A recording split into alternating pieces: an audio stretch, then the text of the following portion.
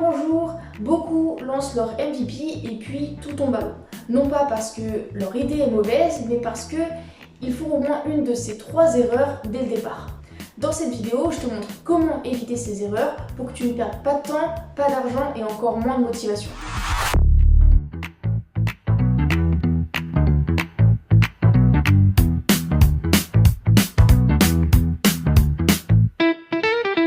L'erreur numéro 1, c'est le fait de vouloir trop de fonctionnalités. Vouloir que tout soit parfait dès le début pour avoir nos premiers utilisateurs. Sauf que si tu veux tester ton idée et ne pas perdre de temps, avoir un minimum de bugs et que les utilisateurs comprennent pourquoi ils sont là, tu te focalises que sur une seule fonctionnalité. Si tu veux tout faire, tout bien faire, au final tu vas te retrouver avec des mois et des mois de développement. Par exemple, Uber, sa première fonctionnalité, et d'ailleurs la seule qui était dans son application, c'était de pouvoir réserver une voiture en un seul clic.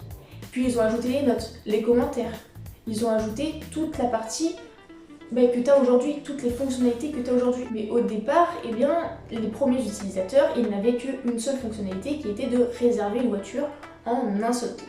Donc toi c'est pareil, pour ton application, pour ta première version qui sera un MVP, Minimum Viable Product, ce MVP, il va avoir une seule fonctionnalité centrale. Puis au fur et à mesure, tu vas faire des mises à jour avec des nouvelles fonctionnalités. Mais en priorité, focalise-toi sur une seule fonctionnalité centrale.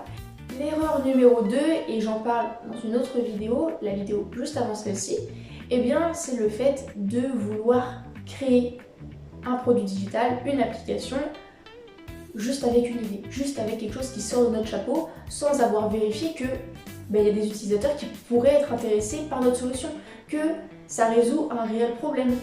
Parce que si tu résous un problème et que les personnes rencontrent ce problème, les personnes vont avoir envie d'utiliser ton application, elles vont même en avoir besoin et ton application va devenir nécessaire pour qu'ils résolvent leurs problématiques.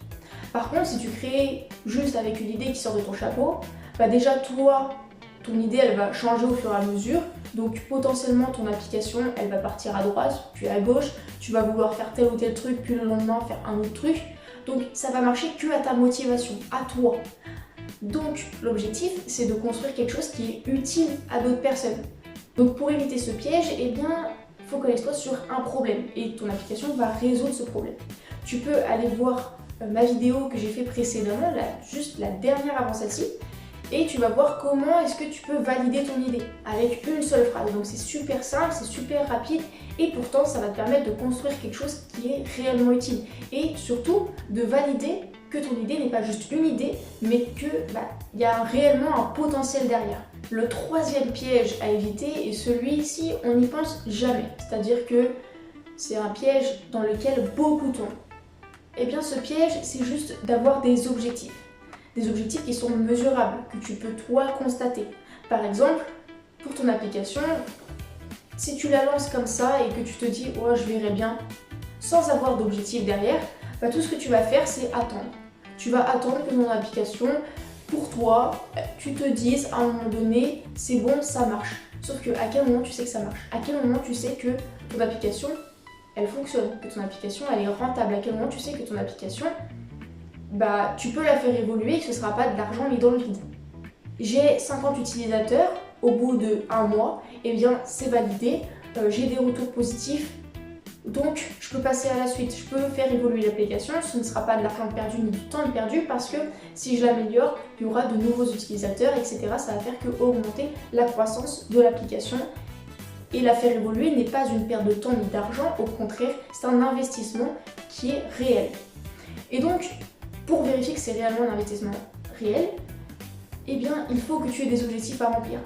Si tu n'en as pas, tu vas juste attendre et au bout d'un moment, tu vas te dire c'est bon, j'arrête cette application. Si tu abandonnes, c'est parce que tu n'as pas atteint tes objectifs. Et en plus, si tu ne les atteins pas, tu peux te demander pourquoi. Est-ce que c'est parce que tu n'as pas communiqué sur ton application?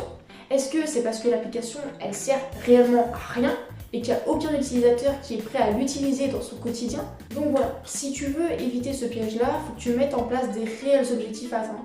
Et si tu ne les atteins pas, il va falloir que tu remettes en question, certes, l'application, mais pas que. Il va aussi falloir que tu remettes en question la manière dont tu as de présenter l'application autour de toi. Comment tu la présentes, comment tu communiques dessus, comment tu attires des nouveaux clients, des nouveaux utilisateurs. Et à partir de là, tu pourras te donner un nouvel objectif pour voir si c'est l'application réellement qui n'est pas utile et que les utilisateurs ne vont donc pas l'utiliser, ou est-ce qu'au contraire c'est ta communication et en la changeant, tu vas avoir des utilisateurs et tu vas pouvoir atteindre tes objectifs sur l'application. Maintenant que tu as les 3 erreurs à éviter, il n'y a plus qu'à. Tu sais ce qui est à faire, à ne pas faire pour pouvoir démarrer sur des bases solides et pouvoir avancer petit à petit et surtout en évitant ces 3 erreurs que beaucoup font. La prochaine fois que tu seras en train de réfléchir à ton MVP, que tu seras en train de le commencer, demande-toi si tu es en train de faire une de ces 3 erreurs. Et si oui, corrige le tir et comme ça tu éviteras ces pièges et tu iras dans la bonne direction. Le but, ce n'est pas de faire une application qui soit parfaite, c'est le fait de pouvoir tester si ton projet, si ce que tu es en train de faire, ce que tu es en train de développer, ça mérite d'investir encore plus d'argent, encore plus de temps. Donc si dès le début tu crames tout ton argent et tout ton temps pour quelque chose qui n'en vaut pas la peine, ce serait quand même dommage. Et de toute façon, si tu as besoin d'être accompagné de l'idée à la mise en ligne, tu peux compter sur l'IPA avec le programme l'IPA Lab qui va être une plateforme et un parcours d'accompagnement. Si tu veux aller plus loin par rapport à l'IPA, je t'invite à aller sur lipa.fr et dessus tu auras toutes les informations concernant l'accompagnement que je peux t'offrir pour créer ton application toi-même.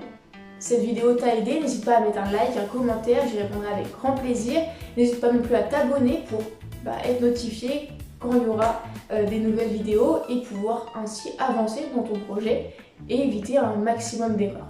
En attendant, je te souhaite une belle journée ou une belle soirée et on se dit à bientôt.